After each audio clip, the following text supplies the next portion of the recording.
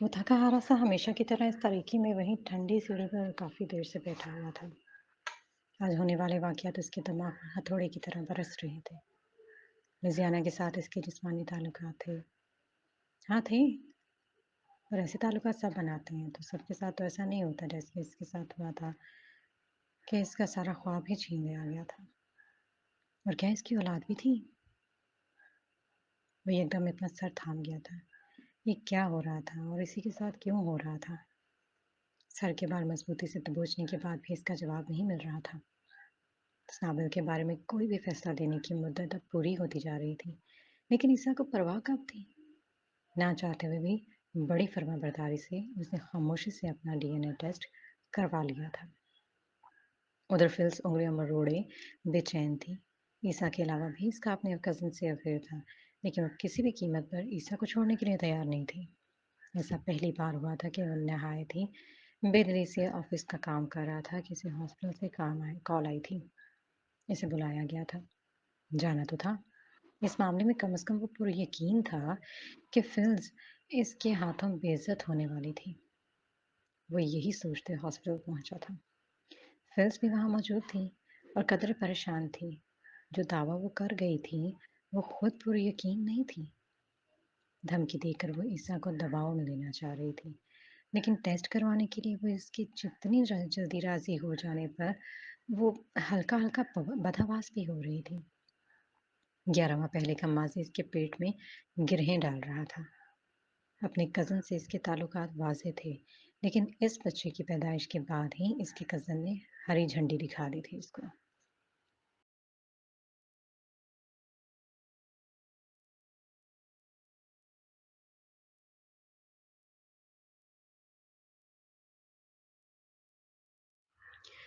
अब ईसा इसकी उम्मीद और मोहब्बत था।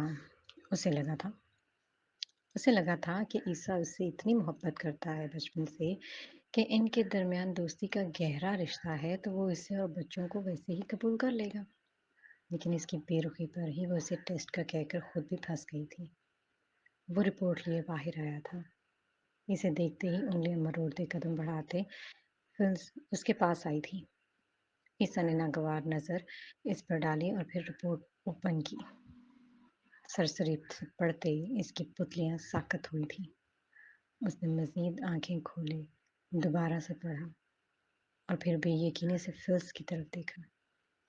फिल्स को अपनी जान निकलती हुई महसूस हुई थी। वो यकदम इसके चेहरे पर आए तासुरात से कोई नतीजा अख्ज़ नहीं कर पाई थी। ये वो हकलाया था। नहीं, ऐसे ऐसे कैसे? इसको हर चीज़ ढूंढती नजर आ रही थी। अपना वजूद गिरता महसूस हो रहा था।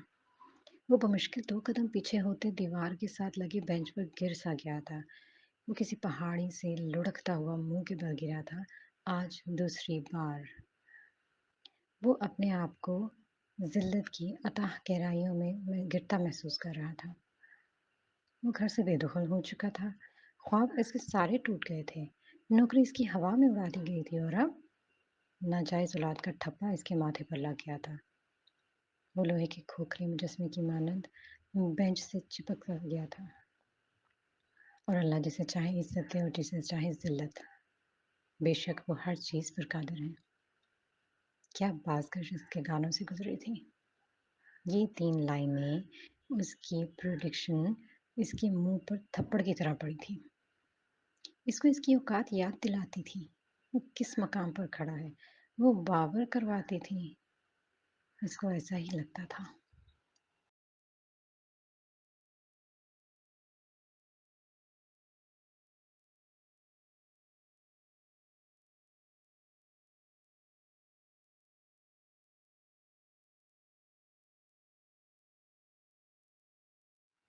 इसकी हालत देखकर फिल्स को ज़रा इत्मीनान मिला था।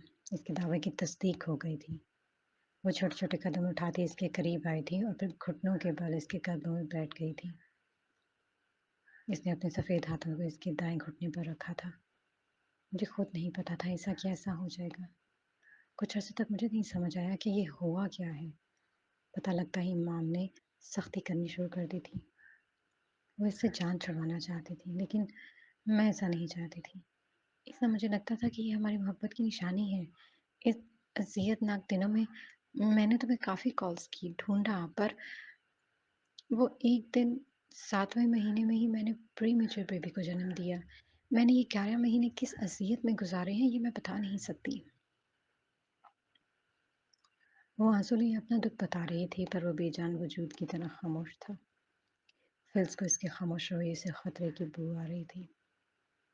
कितने ही लम्हे ऐसे बीत गए थे। शैतान हिम्मत बंधा रहा था। वो उठकर भाग जाना चाहता था, रास्ता बदल देना चाहता था। इसके लिए आसान था। वो औलादे आदम था, खुद गर्जी दिखा सकता था, लेकिन वो दिखा नहीं पा रहा था। क्यों? क्योंकि खून की कशिश उसे रोक रही थी। औलाद अपनी मोहब्बत अपना आप मनवाने के लिए एक बार भरपूर कोशिश कर रही थी। कहाँ है वो? इस खोखले मुजस्मे ने खुद को कहते सुना था। फिर उसने मुस्कुराते आंसू साफ किए। वो यहीं इंतहाई निगहदाश्त के वार्ड में है। इसकी हालत ठीक नहीं है।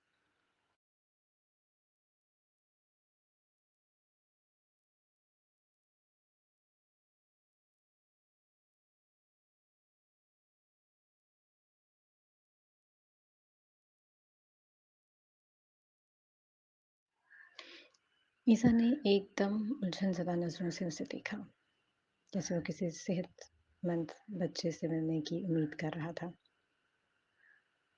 पर मैं उसे देखना चाहता हूँ। वो पुरतजस्सुस था।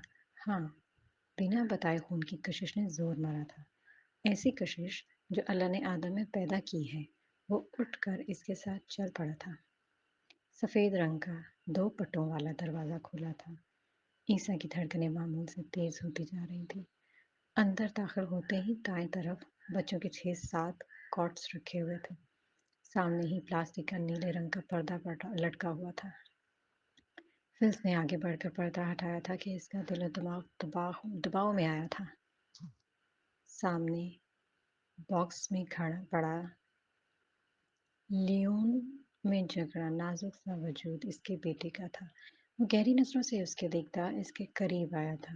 वो कमज़ोर वजूद रोम रोम तक ईसा को अपनी तरफ खींच रहा था। इस लम्हे इसे सब कुछ भूल गया था। ये लम्हा जैसे हर वजूद से खाली हो गया था।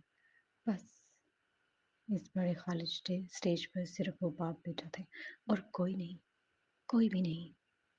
औलाद की मोहब्बत बड़े आराम से अपना आप मनवा लेती है।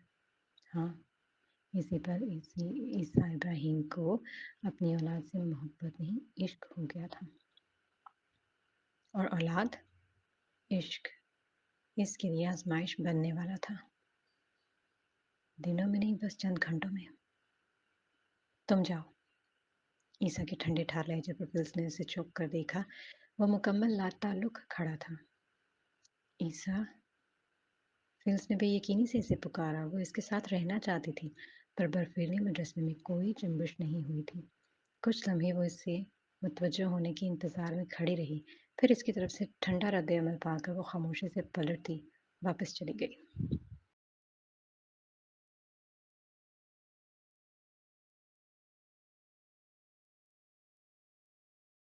कितना ही वक़्त गुज़र गया था, वो बस खड़ा उसे देखे जा रहा था। तशंगी थी कि मिट ही नहीं रही थी, दिल था कि हौसला पकड़ ही नहीं रहा था। इतनी तकलीफ तो उसे अपने डिज़ाइन करदा कार पर किसी और का नाम पढ़कर नहीं हुई थी, जितनी इस नन्हे वजूद को नालियों में जकड़े देखकर हो रही थी। इसकी कनपटियों पर दबाव बढ़ते उसकी आंखों की हड्डियों तक पहुंच गया था। वो इसे ऐसे नहीं देखना चाहता था, बल्कि इसका दिल चाह रहा था कि हर नाल इसके जिस्म से हटाकर वो इसे अपनी बाहों में भर ले। पूरे कनाडा में ये इसका अपना था, अपना बेटा। कितना अजीब था। पर यही सोचते ईसा की आंखों के डोरे सुर्ख पड़ने लगे थे और फिर आंसू फिसल कर इसके गाल को भिगो गए थे। ये एक बाप की मोहब्बत थी, माँ की तरह बिखरी हुई नहीं, बल्कि पानी के बहाव की तरह बिना आवाज के मातम करती हुई। क्या अजीम मोहब्बत थी हज़रत याकूब अलैहिस्सलाम की अपने बेटे हज़रत यूसुफ अलैहिस्सलाम से, कि इसकी याद में अपनी आंखें ख़त्म कर दी। कौन कहता है बाप चट्टानों जैसी मोहब्बत नहीं करता, और जब करता है तो उसे बिखरने से बचाने के लिए खुद टूट जाता है। وہ بھی اسے بچانے کے لیے خود ٹوٹ جانا چاہتا تھا، اور ڈاکٹرز کے قریب آتے ہی وہ ہوش میں آیا تھا۔ اس نے ڈاکٹر سے پوری تفصیل معلوم کی تھی، لیکن حوصلہ مند جواب نہیں ملا تھا۔ اب وہ ٹوٹ سا رہا تھا، پر وہیں جم کے کھڑا تھا۔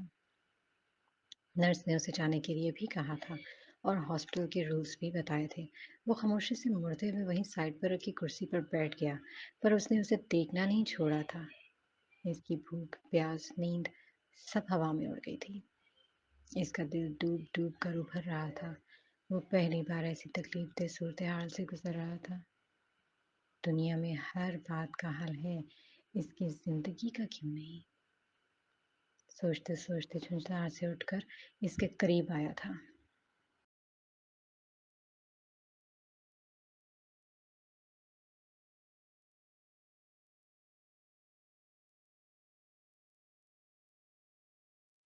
کیا کروں میں؟ وہ ایک دم باکس میں ہاتھ پھیرتا بڑبڑایا تھا۔ اب واضح اضطراب اس کے جسم میں پھیلتا جا رہا تھا۔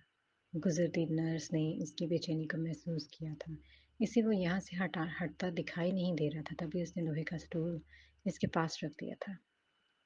سر، اس پر بیٹھ کر دیکھ لیں۔ وہ ہلکا سا چونکا تھا۔ ڈونٹ وری، اسے کچھ نہیں ہوگا۔ اس پر عیسیٰ کی آنکھیں چمکی تھیں۔ یہ پہلی تسلی تھی جو اسے ملی تھی۔ وہ جانتی تھی یہ محض کھوکھلی تسلی ہے، پر اس کے علاوہ وہ کیا کر سکتی تھی؟ وہ اسٹول پر بیٹھ گیا تھا۔ اب اس کے بچے کا چہرہ اس کے سامنے تھا۔ کہ مجھ سے ملتا ہے؟ وہ اس کے نقش کو پڑھ رہا تھا۔ تبھی گہری نظروں سے دیکھتے اس نے باکس میں بنے سوراخ میں آہستہ سے ہاتھ گزار کر اپنی پورس سے اس کی باریک انگلیوں کو چھوا تھا، اتنی احتیاط کے ساتھ کہ اسے کچھ نہ ہو۔ اس کی نظر اس کے ہاتھ سے ہوتے ہوئے پیٹ پر پڑی۔ تنفس تیز تیز چل رہا تھا۔ عیسیٰ کی بھویں سکڑی تھی۔ تمہیں کچھ نہیں ہوگا۔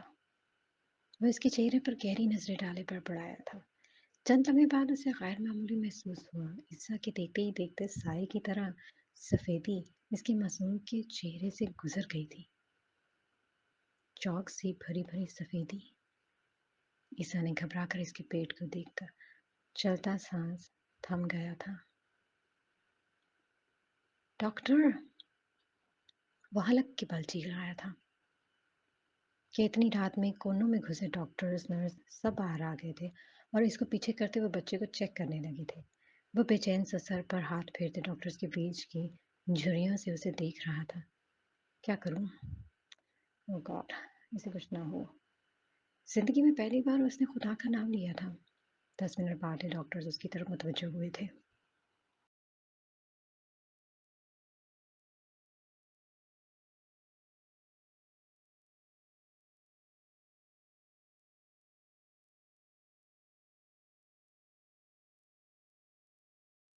سوری، اب وہ نہیں ہے۔ تکلیف اس کے سر کے آخری بال تک اتری تھی۔ نو، آپ نے صحیح صحیح چیک نہیں کیا۔ دیکھیں اسے، یہ دیکھیں۔ وہ عجیب ہجیانی کیفیت میں ڈاکٹر کو بچے کی طرف اشارہ کرتے کہہ رہا تھا۔ سر، وی انڈرسٹینڈ، لیکن اب وہ جا چکا ہے۔ نہیں، پھر سے دیکھیں۔ ایک نہایت ذہین ترین انسان ایک لا حاصل بات پر بحث کر رہا تھا، موت کو جھٹلا رہا تھا۔ ڈاکٹرز نے ایک دوسرے کو دیکھا، پھر انہوں نے بچے کو دوبارہ چیک کیا، صرف اس کی تسلی کے لیے۔ اسے غمزدہ آنس لگائے کھڑا تھا۔ ڈاکٹرز کی گھومتے ہی وہ الرٹ ہوا۔ سوری۔ ڈاکٹر نے تسلی کے انداز میں اس کے کندھے پر ہاتھ رکھا اور پھر آگے بڑھ گیا۔ عیسیٰ نے رندھی آنکھوں سے بچے کو دیکھا جہاں نرس اس معصوم کو نالیوں سے آزاد کر رہی تھی۔ وہ تیزی سے باکس کی طرف آیا تھا۔ وہ کہہ دینا چاہتا تھا کہ اس کی آکسیجن نہ اتارے، اس کو سانس کیسے آئے گا، پر وہ بے بس سا یہ ساری کاروائی ہوتے دیکھ رہا تھا اور کچھ کر نہیں پا رہا تھا۔ اس نے پہلی بار موت کو اتنی قریب سے دیکھا تھا، اور اپنے پیارے کی موت کیسا غم دیتی ہے، کیسا بے بس کر دیتی ہے، اسے آج پتہ چلا تھا۔ ہاسپٹل کی طرف سے فلزا کو انفارم کر دیا گیا تھا۔ وہ بھی بدحواسی ہاسپٹل آئی تھی۔ اس نے روتے ہوئے اپنے بچے کو دیکھا اور پھر عیسیٰ کو۔ وہ بے حوصلہ ہوتی ہوئی بے تحاشا روتے عیسیٰ کے سینے سے جا لگی تھی۔ کچھ بھی تھا، وہ ایک ماں تھی۔ عیسیٰ نے اسے کوئی تسلی نہیں دی تھی۔ اس رویے پر فلز کا دل ڈوب ڈوب گیا تھا۔ بچے کی نماز جنازہ کیسے ہونی ہے؟ اسے مسلمانوں کے قبرستان میں کیسے مدفن کرنا ہے؟ عیسیٰ ان سب باتوں کی الف بے سے بھی واقف نہیں تھا۔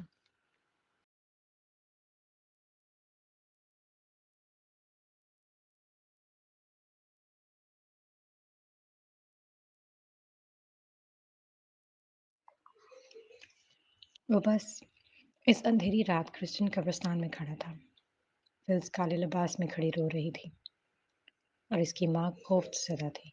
وہ اسے جلد سے جلد یہاں سے لے کر جانا چاہتی تھی اور وہ گہری نظروں سے اس چھوٹے بند تابوت کو دیکھ رہا تھا۔ پھر دعا کے بعد پادری سائڈ پر ہو گیا تھا اور ایک آدمی نے آگے بڑھ کر بچے کو لحد میں ڈال کر مٹی سے اسے اوپر سے برابر کر دیا تھا۔ فلس پھول رکھتے ہوئے وہیں بیٹھ کر رو پڑی تھی اور عیسیٰ سرخ آنکھیں لیے ضبط کی انتہا پر تھا۔ جیسے ہی گڑھا بند ہوا تھا وہ وہیں اپنا ضبط کھو گیا تھا کہ جیسے اس کی کوئی قیمتی شے اس گڑھے میں دبا دی گئی ہو۔ یہ سانس کیسے لے رہا ہوگا؟ یہ چھوٹا ہے، اندھیرے میں کیسے رہے گا؟ عجیب باتیں سوچتے اس کا دل غم سے پانی ہو رہا تھا۔ نہیں، اسے سانس نہیں آ رہا ہوگا۔ تبھی وہ بڑبڑاتے ہسیانی انداز میں گھٹنے کے بل بیٹھتے ہی قبر کو کھودنے لگا تھا۔ عیسیٰ! فلس نے چیختے اس کا چلتا بازو تھاما تھا۔ وہیں فلسا کی ماں کا منہ کھولا تھا۔ چھوڑو مجھے! وہ اس کا ہاتھ جھٹکتے غرایا۔ فلسا اس کی آنکھوں کی جھلکتی دہشت سے خوف زدہ ہوئی تھی۔ ان میں واضح خوف اور اضطراب تھا۔ جولیا نے فلس کو کندھے سے پکڑ کر کھینچا تھا۔ وہ جھکتے ہوئے پھر سے امر یہ دہرا رہا تھا کہ پادری نے اس کا بازو تھام لیا تھا۔ تم ایسا نہیں کر سکتے، یہ قانوناً جرم ہے۔ اس نے سلگتی نگاہوں سے پادری کو دیکھا اور پھر اس قبر کو۔ اس کو اپنا رد عمل ٹھیک نہیں لگا تھا۔ وہ خاموشی سے بیٹھ گیا تھا۔ لمحے بعد ہی پادری اور وہ شخص چلا گیا تھا۔ فلس وہاں سے جانا نہیں چاہتی تھی، لیکن عیسیٰ کی اجنبیت محسوس کرتے اور کچھ ماں کی کھینچا سے زچ ہوتی وہ اپنی ماں کے ساتھ چلی گئی تھی۔ اب وہ تھا، رات تھی اور سناٹا تھا، دھواں ہوتا گہرا سناٹا۔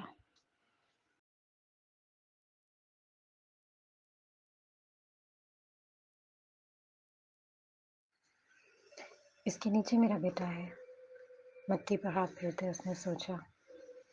تکلیف اب برداشت سے باہر ہو رہی تھی کہ وہ پھوٹ پھوٹ کر رو دیا تھا۔ زندگی کیا ہے؟ 7 سال پہلے اس سے یہ سوال پوچھا گیا تھا۔ کچھ نہیں، ایک خواب جو کبھی بھی ٹوٹ سکتا ہے، اس کے ذہن نے فوراً جواب دیا۔ اور آج اس کا جواب کس تکلیف دہ صورت میں اس کو ملا تھا کہ وہ گراہ کر رہ گیا تھا۔ پھر میں کیوں جی رہا ہوں؟ کیا مقصد ہے میری زندگی کا؟ کسی بھی سمے یہ خواب ٹوٹ جائے گا اور مجھے بھی ایسے ہی خاموش اندھیرے گھڑے میں دبا دیا جائے گا، جہاں کچھ نہیں ہوگا، نہ سانس، نہ ہوا، نہ پانی، نہ روشنی، بس اندھیرا، سیاہ اندھیرا۔ اسے لگا کوئی اس کے کندھے پر دباؤ ڈالے اسے اسی قبر میں دھکیل رہا ہے۔ ڈر سے اس نے چہرے کے رونگٹے کھڑے ہو گئے تھے۔ گھبرا کر اس نے اپنے پیارے کی قبر پر سے ہاتھ کھینچے اور چاروں طرف دیکھا، پر کوئی نہیں تھا۔ اس اندھیرے میں بکھری قبریں تھیں اور ان پر چھایا سناٹا تھا، گہرا سناٹا۔ دہشت تھی جو اسے گھیر رہی تھی، دباؤ تھا کہ بڑھتا جا رہا تھا اور وہ کچھ نہیں کر پا رہا تھا۔ موت وہ دیکھ چکا تھا، قبر اس کے سامنے تھی، یہ حقیقت تھی اور اتنی ہی بھیانک تھی۔ وہ موت کی حقیقت سے روشناس ہوتا خوف کی کیفیت میں داخل ہو رہا تھا۔ کوئی اور بھی ہے یہاں۔ احساس جاگتے ہی اس کا دل اچھل کر حرک میں آیا تھا۔ دہشت سے اس کی آنکھیں پھٹی تھی، سنسناہٹ کرنٹ کی طرح اس کی ریڑھ کی ہڈی سے گزری تھی۔ جسم کے رونگٹے کانٹوں کی طرح کھڑے ہو گئے تھے کہ گلے کی خشکی گرم بھاپ بھی نہ نکال پائی تھی۔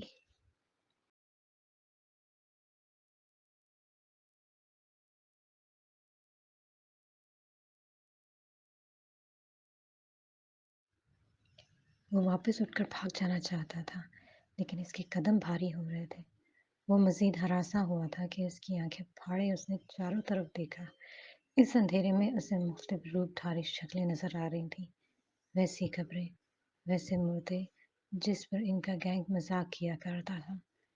इस वक्त मौत, मुर्दे, कब्रें ये सब ईसा के लिए मजाक थे।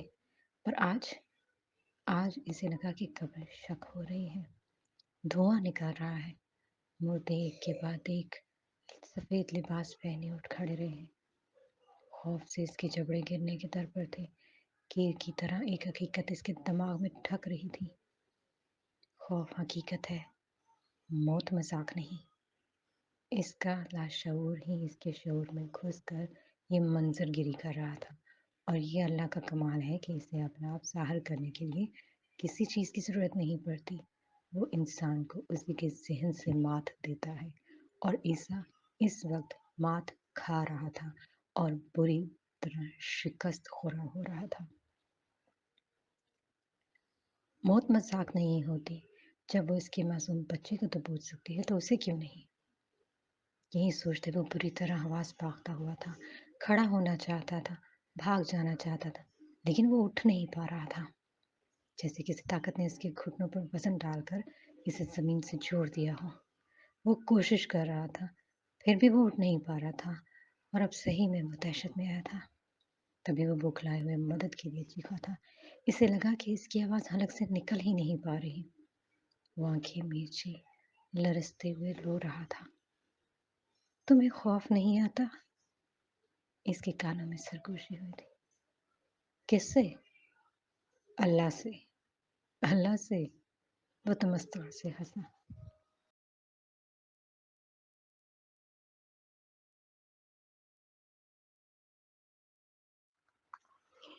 आएगा, एक दिन तुम्हें भी अल्लाह से खौफ आएगा, जब वो तुम्हें तुम्हारी औकात दिखाकर मुंह के बल फेंकेगा। हाँ, वो भी मुंह के बल फेंका गया था। उस दिन तुम्हें पता चलेगा कि वो कितना ताकतवर है और तुम्हारे साथ क्या क्या कर सकता है। वो हर चीज़ देने और फिर ले लेने की भी कुदरत रखता है। हाँ, वो भी आजमाया गया था। इसे बेटे की नीमत दी गई थी और फिर वापस भी दे दी गई थी। उसे लगा हर कब्र से सनावल निकल कर उसे यही कह रही हूँ, ओह गॉड हेल्प मी, मुझे जाने दो यहाँ से, मुझे डर लग रहा है, मैं मर जाऊंगा, मैं उठ क्यों नहीं पा रहा। उसके कंधे वजन से झुके जा रहे थे। वो फटी आंखों से बंदर की तरह चारों तरफ देख रहा था, पर कोई नहीं था, कोई नहीं। वो फिर हलक के पल चिल्लाया था। खौफ खून की तरह इसके जिस्म से गुजर कर अपना आप मनवा रहा था। उसे अल्लाह याद आ रहा था। अल्लाह रहम करो प्लीज। मुझे यकीन है, मुझे अल्लाह के खौफ पर यकीन है। बेतहाशा रोते उसके मुंह से ये निकला। वो बेरब्तगी से रोते कुछ और भी कह रहा था। इसकी कनपटियां खौफ से फटने के करीब थी कि दिल डर कर अपनी जगह बदलने वाला था कि कुछ देर के बाद दबाव कम होते हुए खत्म हो गया था। तभी उसे अपनी टांगों में जान पड़ती महसूस हुई। वो हिम्मत पड़ते ही खौफ से लरसा वहां से उठा था कि उसे लगा अगर वो यहाँ एक सेकंड भी रहा तो दबोच लिया जाएगा। वो उड़ते ही भागा था, लेकिन टांगों के सुन्न होने से वो यकदम गिर पड़ा था। वो दहशत से रहा हो रहा था। तभी वो गिरते पड़ते अपने आंसुओं को साफ करते वहां से भागा था। अल्लाह कितना ताकतवर था वो जान गया था। बज़ाहिर कुछ नजर नहीं आ रहा था, लेकिन कोई था जो इसे दबाव में ले रहा था।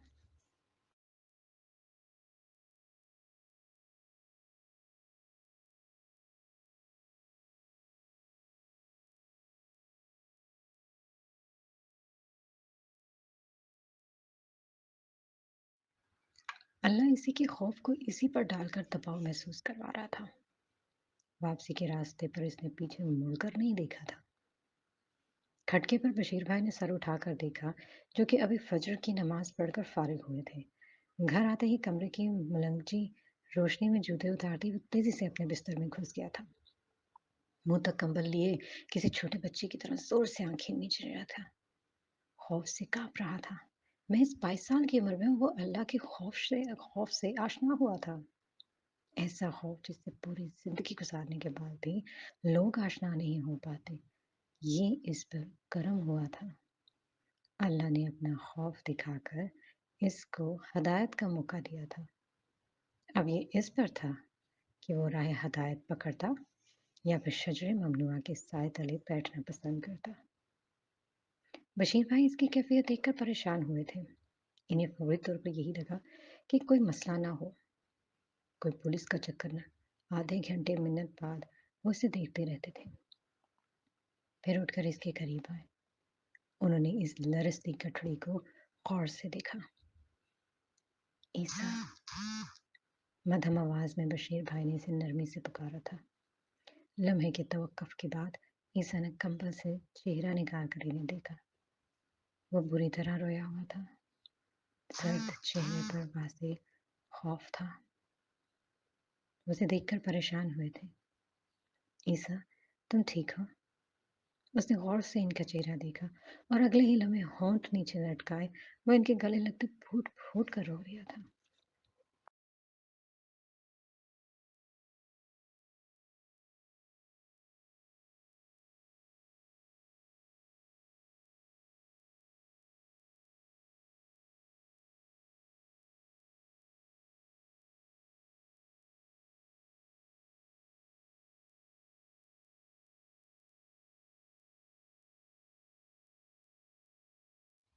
بشیر بھائی اندر ہی اندر حواس باختہ ہوئے تھے۔ اس ایک سال میں وہ انہیں اپنے بچوں کی طرح عزیز ہو گیا تھا۔ وہ خاموشی سے اس کی کمر تھپک رہے تھے۔ تھوڑا احساس جاگتے ہی وہ آنکھیں صاف کرتے ان سے الگ ہوا تھا۔ کیا ہوا ہے عیسیٰ؟ اس کے بالوں میں ہاتھ پھیرتے بشیر بھائی نے پوچھا۔ میں ڈر گیا تھا، وہ روانی سے بولے، جیسے یہی کہنے کے لیے بیٹھا۔ کس سے؟ اللہ سے۔ بشیر بھائی نے آنکھیں سکیڑ کر اسے غور سے دیکھا۔ چہرہ دیکھا اس کا، اس کی آنکھوں میں واضح خوف، چہرے پہ اضطراب تھا اور وہ اس کی بے سکونی محسوس کر رہے تھے۔ تبھی عیسیٰ نے انہیں اپنے پاس سے اٹھتے دیکھا تھا۔ انہوں نے اس سے مزید کچھ نہیں پوچھا۔ اپنی الماری سے دوائی کے پتوں میں سے ایک گولی نکالی، پھر کچن سے گلاس میں پانی لیتے اس کے پاس آئے۔ یہ کھا لو۔ انہوں نے گولی اس کے آگے کی تھی۔ اس نے ان سے بنا پوچھے گولی لے کر منہ میں رکھی اور پانی پی لیا۔ اس کے ہاتھوں کی کپ کپاہٹ وہ دیکھ چکے تھے۔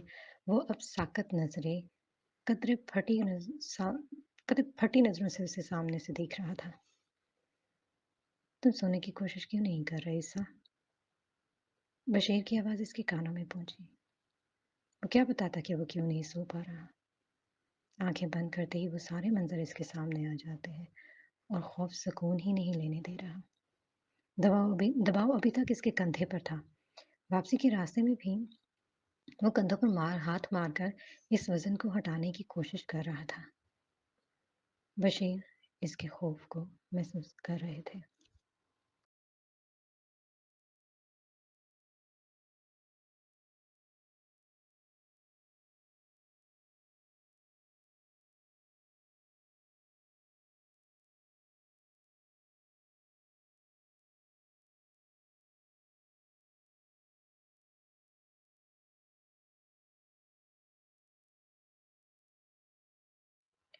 وہ نرمی سے اس کے سر پر ہاتھ پھیر رہے تھے، شفقت سے اس کے سر پر ہاتھ پھیرتا یہ شخص اس کا کچھ نہیں لگتا تھا، پر آج وہ اس کا اپنا تھا، بے حد اپنا۔ اندر ہی اندر وہ ممنون ہو رہا تھا۔ اس کو ابراہیم یاد آئے تھے۔ اس کی آنکھوں کے کنارے گیلے ہوئے تھے۔ تھوڑی دیر بعد ہی اس کے تنے نگوش تھوڑے ڈھیلے ہوئے تھے۔ اسے اپنا سر بھاری محسوس ہو رہا تھا۔ سمجھ نہ سمجھی میں ڈوب رہی تھی۔ آہستہ آہستہ اس کی آنکھیں بند ہو رہی تھیں۔ سر ڈھلک سا گیا تھا۔ بشیر بھائی نے آہستگی سے اس کے سینے پر ہاتھ رکھا۔ دھڑکن تیز تھی پر سانس ہموار چل رہی تھی۔ مطلب وہ سو چکا تھا۔ کچھ اس کے ساتھ ضرور ہوا ہے۔ یہی سوچتے بشیر بھائی نے اس کا تکیہ صحیح کرتے اس کا سر نیچے کیا تھا۔ وہ غنودگی میں ہی کروٹ لے گیا تھا اور وہ کمبل اس کے سر تک کیے اٹھ گئے تھے۔ صبح ہوتے ہی بشیر نے سب کو اس کی خراب طبیعت کے بارے میں آگاہ کیا اور یہ بھی کہا کہ وہ بنا شور کیے اپنا کام نپٹا کر کام پر چلے جائے۔ 1 साल हो गया था ईसा को इन सब के साथ रहते, इतना तो वो इसके लिए कर ही लेते थे। फिलहाल इस पर नींद की कोई गोली का कुछ ज़्यादा ही असर हुआ था। कोई ताकत इसके कंधों पर दबाव डाले नीचे की तरफ धकेल रही थी कि किसी ने मट्टी भरकर इसके मुंह पर मारी थी। आंखें मट्टी की चुभन बर्दाश्त नहीं कर पा रही थी। दबाव से वो नाक तक मट्टी में धंस गया था। सांस लेने की वो बड़ी बुरी तरह से उभरने की कोशिश कर रहा था। सांस बंद होने से इसे अपने फेफड़े फटते हुए महसूस हो रहे थे कि वो तड़पते हाथ पांव मारते एकदम उठ गया था। बड़ी मुश्किल से वो खींच खींच कर सांस ले रहा था। तभी बशीर इसकी अजीब आवाज पर इसके पास आए थे।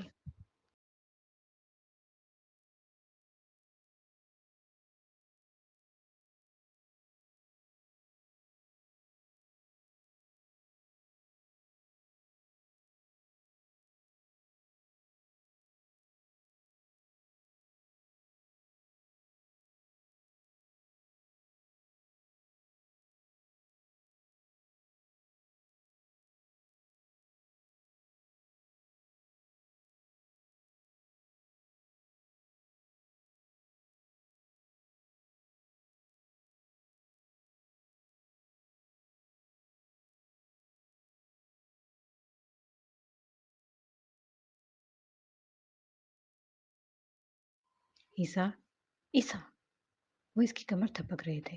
वो पानी ज़दा बेजान नजरों से इसे देख रहा था। कुछ देर बाद इसका सांस नॉर्मल रफ्तार पर आ गया था। ठीक हो?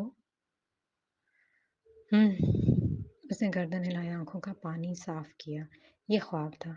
उसे यकीन आ गया था, लेकिन वो खौफ की इस कैफियत से निकल नहीं पा रहा था। क्यों खौफजदा हो? बशीर ने इसके कंधे पर हाथ रखकर पूछा। उसने एकदम इन्हें देखा। अब वो इस क्यों का क्या जवाब देता? गुनाहों की लंबी फहरिस्त थी, और क्या ये बताता कि वो पिछली रात ही अपने एक गुनाह को मट्टी में दबा कर आया है। कैसा गुनाह कर गया था कि इसे छुपाने में भी असियत और बताने में रसवाई थी। बशीर भाई इसकी आंखों में झलकती बेबसी महसूस कर रहे थे। तुम बताना नहीं चाहते? वो नजरें झुका गया। हाय, कितनी आसानी से वो इसका भरम रख गए थे।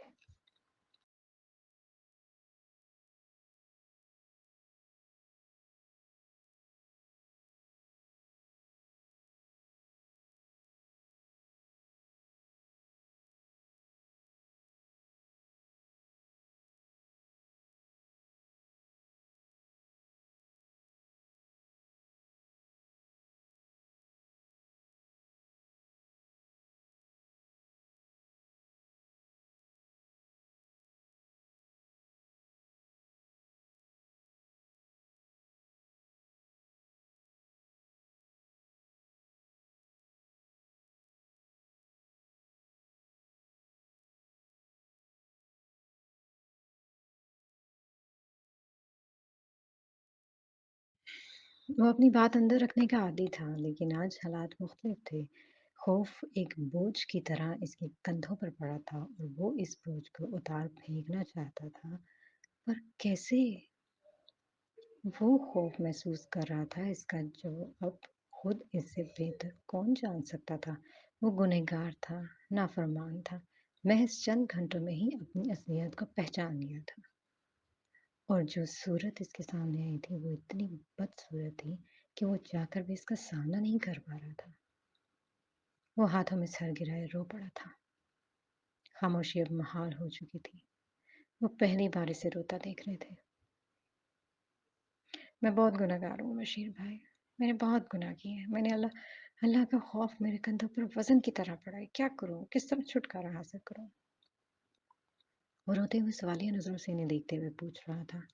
बशीर गौर से इसकी बेबसी देख रहे थे। उन्होंने पहली बार इस उम्र के किसी इंसान को इस कैफियत में देखा था। वो खुद 60 साल बाद अल्लाह के खौफ को जान पाए थे, और ये इतनी छोटी सी उम्र में इस राज को जा पाया था। अल्लाह का खौफ कभी नहीं मिटता ईसा, बस पनाह लेनी पड़ती है। तुम अल्लाह की पनाह में आना चाहते हो तो सजदाए रेज हो जाओ, नमाज पढ़ो। इसने सवालिया नजरों से इन्हें देखा। वो पता नहीं क्या सोचे बैठा था। मुझे नमाज पढ़नी नहीं आती, शर्मिंदा सा बोला। कम से कम इस मामले में वो साफ को था। वो मुस्कुराए।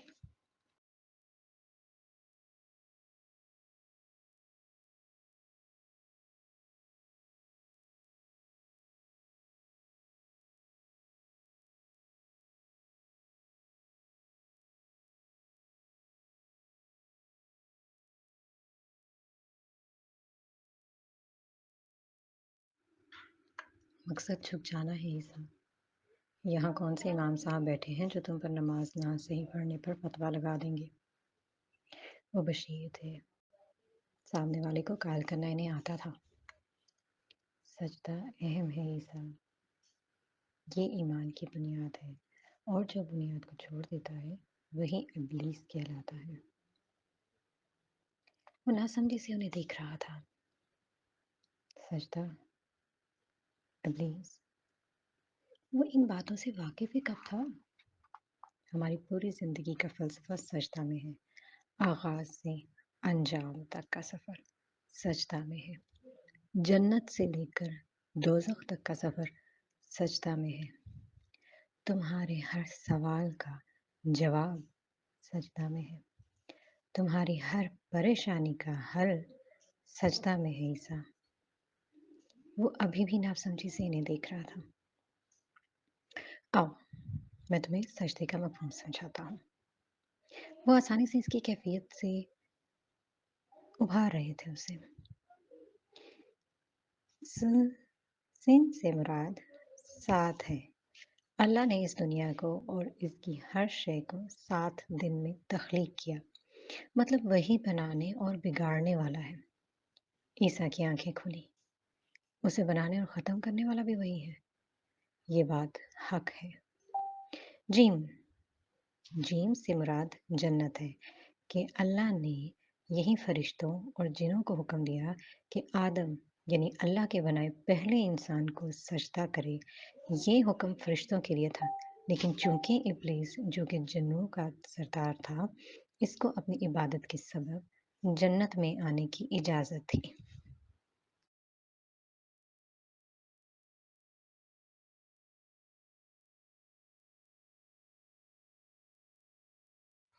पर वो अल्लाह से मोहब्बत के बावजूद पल में बेखौफ हुआ था, मगरूर हुआ था, और इसी बेखौफी की वजह से उसने सजदा आदम करने से इनकार कर दिया था।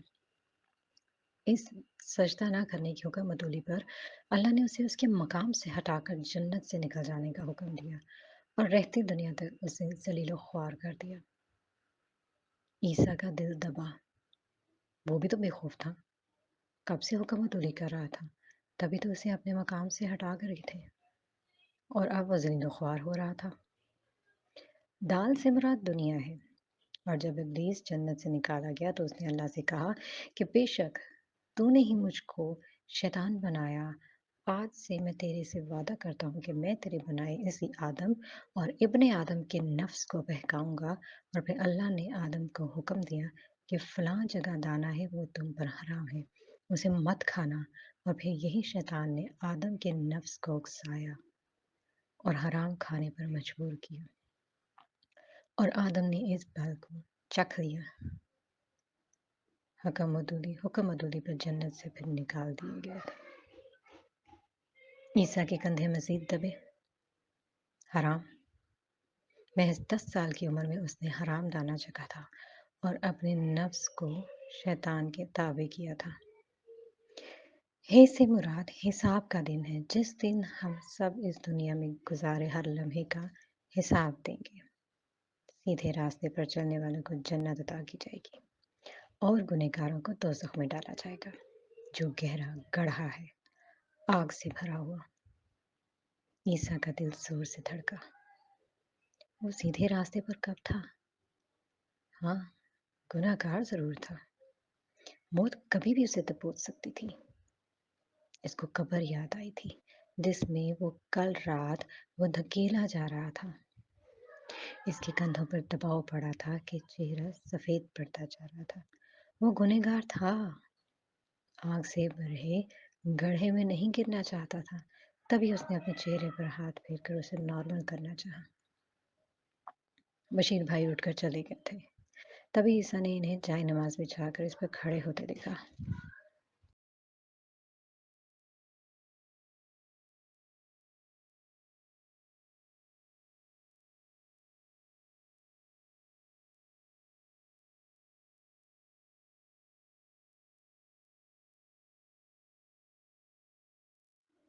ये ज़ोहर का वक़्त था।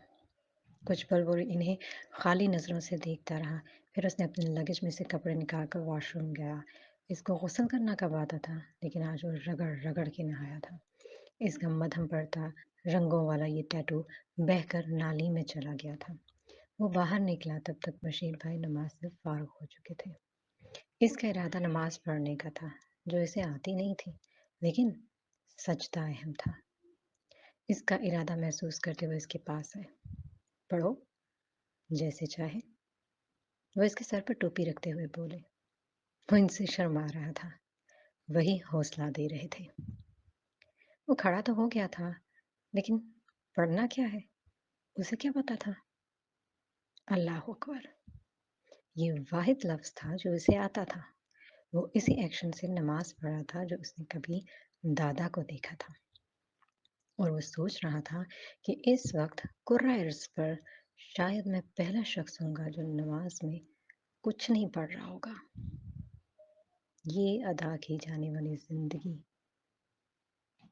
इस जिंदगी की पहली नमाज थी।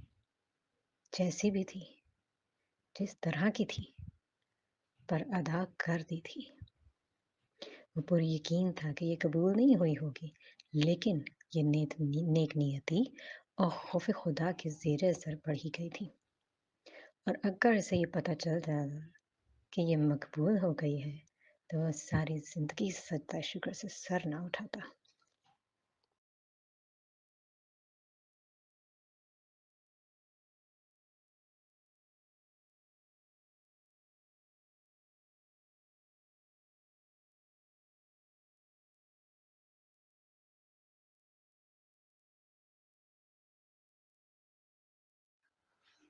उसने दुआ के लिए हाथ उठाए थे। क्या मांगे? कि अल्लाह मुझे माफ़ कर दो। हाँ, ठीक है, यही ठीक है। उसने अपने हाथों का प्याला क्यों देखा। बहुत ही अजीब बात हुई थी। इसका रंग बदला था। इसको इसके प्याले में अपने 6 बेटे का चेहरा नजर आया था, तेज तेज सांसें लेता हुआ। तकलीफ फिर से फैली थी कि उसने एकदम हाथ गिरा दिया। सुकून मिला? नहीं, खौफ खुदा अभी भी साथ था। गुनाहों का बोझ अभी भी कंधों पर था, लेकिन बेचैनी थोड़ी कम हुई थी और धड़कन नॉर्मल अंदाज में चल रही थी। वो कई लम्हे जाए नमाज पर बैठा रहा था। आने वाली ज़िंदगी कैसी होगी इसने नहीं सोचा था, लेकिन पिछली ज़िंदगी ने इसे तकलीफ दी थी। गुनाहों के ढेर ने इसे ज़लील कर दिया था। अब वो इस ज़िंदगी में वापस नहीं जाना चाहता था, ये तो तय था। वो नफ्स के ताबे रह चुका था, अब वो नफ्स को ताबे करना चाहता था। वो इस लम्हे जाए नमाज पर से उठने से पहले फैसला कर गया था, और वो जो सोचता था इस पर अमल ज़रूर करता था। नमाज में क्या पढ़ना है इसने इंग्लिश में डाउनलोड करके 1 घंटे में ही याद कर लिया था। बशीर ज़्यादातर घर में ही नमाज पढ़ते थे, लेकिन अगले ही दिन ईशा की नमाज पढ़ने की गर्ज से वो बाहर निकल रहे थे जब उन्होंने ईसा से भी सरसरी से जाने को पूछा था। वो इनकार कैसे कर सकता था। फौरन इनके साथ हो लिया। कुछ देर इनके साथ चलते वो एक घर में दाखिल हो गया था। सुर्ख कारपेटेड छोटा सा कमरा बतौर मस्जिद इस्तेमाल हो रहा था। वो सैकड़ों दफ़ा यहाँ से गुजरा था, लेकिन कभी उसने ध्यान ही नहीं दिया था। वो नमाज से पहले आ गए थे, इसलिए इक्का दुक्का लोग ही थे।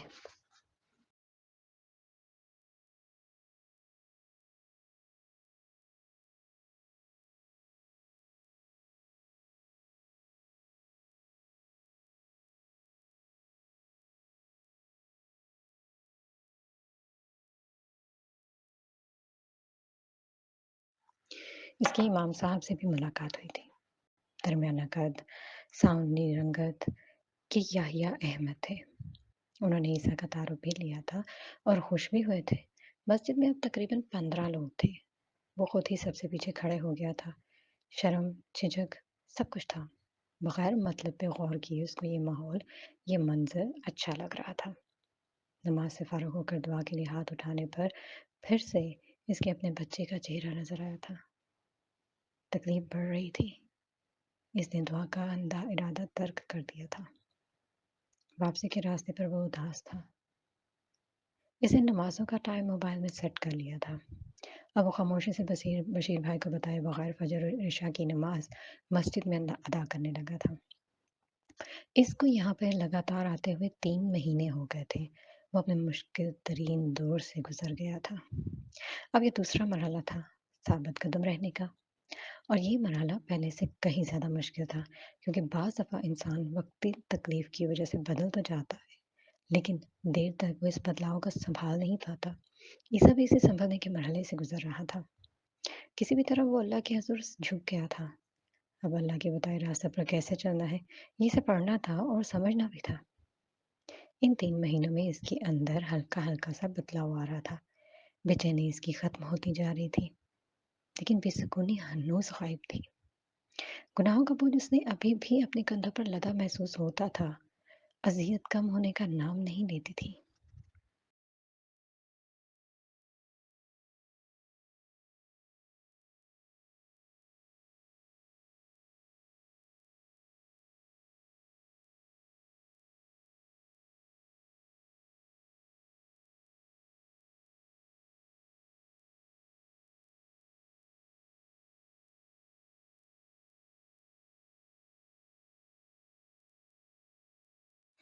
औलाद आज़माइश का बाइस है, और वाक़ई ईसा के लिए इसकी औलाद आज़माइश का बाइस बन रही थी। इसका सफ़ेद पड़ता चेहरा, तेज़-तेज़ चलता तनफ़्फ़ुज़ इसकी आँखों और दिमाग से निकलता ही नहीं था। यही अल्लाह का खौफ़, मौत की हकीकत, यही अज़ियत, यही अपनी औकात की असलियत उसे साबित कदम कर रही थी। 2 साल हो गए थे इसको घर छोड़े, सबसे राब्ता ख़त्म किए। वो पहले भी तन्हाई पसंद था, अब गुशा-नशीनी में चला गया था। बोलता वो पहले भी कम था, खामोशी अब भी इसकी ज़िंदगी का हिस्सा थी। वाहिद बशीर भाई थे जो इसके आधे राज़ों से वाकिफ़ थे। वो इन लोगों के साथ बैठता ज़रूर था, लेकिन गुफ्तगू में हिस्सा नहीं लेता था। यहाँ खाने में इज्तिमाई मर्ज़ी चलती थी, और जो खाना इसके सामने पक कर आता था, पहले तो वो 2 मिनट तक नज़रें गाड़ कर उनको देखता। अल्लाह जिसे चाहे बादशाही अता करे और जिसे चाहे फ़कीरी। उसे वही लाइन याद आती थी। इसे थोड़ा गुस्सा भी चढ़ता था कि आखिर वो ये लिख कर ही क्यों गई थी। ये अल्फ़ाज़ हमेशा उसकी इसकी औकात याद दिलाते थे और इज़्तिराब में मुब्तला कर दिया करते थे। वो बादशाही में बेहतरीन खाना खाने का आदी था, और अब नाशुक्री उसको डंक मारती थी। लेकिन वो अगले ही लम्हे सब्र का घूँट पीकर पहला लुक़मा मुँह में डाल लेता था। अगर ये कहा जाए कि इसने इन 2 सालों में सब्र इसने रोटी खाने पर ही सीखा था, तो गलत ना होगा। इसके पास इतने पैसे नहीं होते थे कि वो अपने लिए बेहतरीन लिबास खरीद सकता, लेकिन वो इसी सराय में रहने वाले लोगों के लिबासों पर गौर करता था। वो निहायत सादगी लिए होते थे, फिर भी वो ये सब पहनकर खुश होते थे।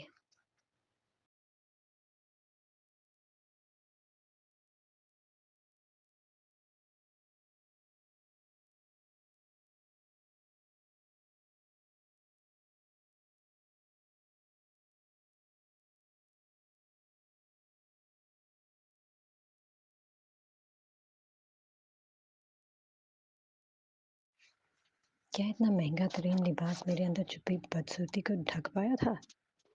नहीं। तो फिर इतने महंगे लिबास पहनने का मकसद क्या था? सिर्फ अपनी इज्जत को ऊंचा करना या धाक बिठाना?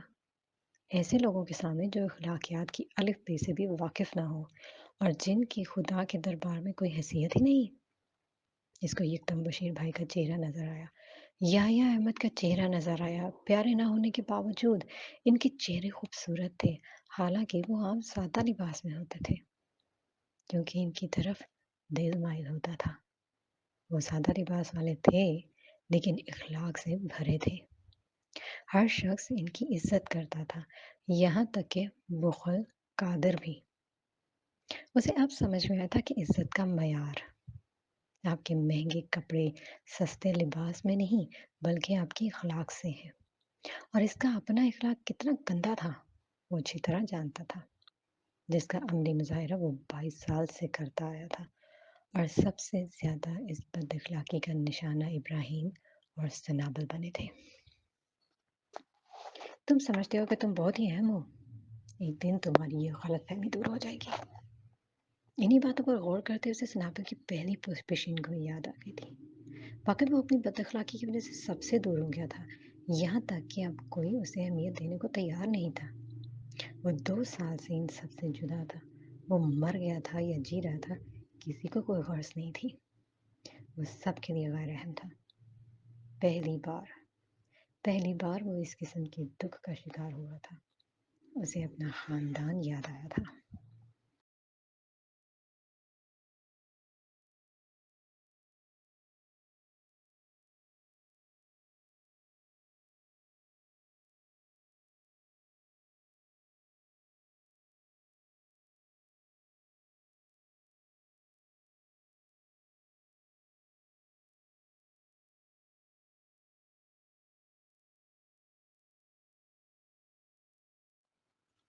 ٹھیک ہے کہ میں نے بہت بد اخلاقی دکھائی ہے ڈیڈ کے ساتھ، لیکن سنابل قصور اس کا بھی ہے۔ اوپر سے معصوم بنتی ہے لیکن اندر سے ہے جناب۔ پتہ نہیں واپس جا کر اس نے میرے خلاف کتنی باتیں کی ہوں گی جو باقی کے گھر والے میری شکل دیکھنے کے بھی روادار نہیں ہیں۔ وہ آرام سے اپنے کرتوتوں کا غلبہ سارا اس کے سر پہ ڈال دیتا، جیسے وہ دوسری باتوں میں مثبت ہو رہا تھا، نرمی میں آ رہا تھا، وہیں سنابل کے معاملے میں اس کے اندر سختی سی آ رہی تھی۔ وہ اسے شروع سے ہی اچھی نہیں لگتی تھی، لیکن اس کی پیشین گوئیوں اور لکھے جانے والے نوٹ کی وجہ سے وہ اسے مستقل تذلیل محسوس ہوتی تھی۔ حالانکہ وہ اپنے باپ اور دوسرے لوگوں کے ہاتھوں بے عزت ہو چکا تھا، اسے ان پر کوئی خاص غصہ نہیں آتا تھا جتنا سنابل پہ آتا تھا۔ کیوں آتا تھا؟ کیونکہ سنابل کی آنکھوں میں چھپی اپنے لیے نفرت برداشت نہیں ہو پاتی تھی۔ کیوں نہیں ہو پاتی تھی؟ کیونکہ اس نے اپنے دل کے کسی چھپے خانے میں اس کو بہت اونچا مقام دے دیا تھا، ایسا مقام جس کے بارے میں وہ خود لا علم تھا، اور انسان لاشعوری طور پر اسی کی نظر میں اچھا بننا چاہتا ہے جس کو وہ خود اہم سمجھتا ہے۔ آفس جانا، نمازیں پڑھنے کے علاوہ وہ ان دنوں اس کے پاس کوئی اور ایکٹیویٹی نہیں تھی۔ وہ ان سب کے بیچ ہو کر بھی تنہا ہوتا تھا۔ سب اپنے اپنے کاموں میں لگے ہوئے تھے سوائے انارکلی کے۔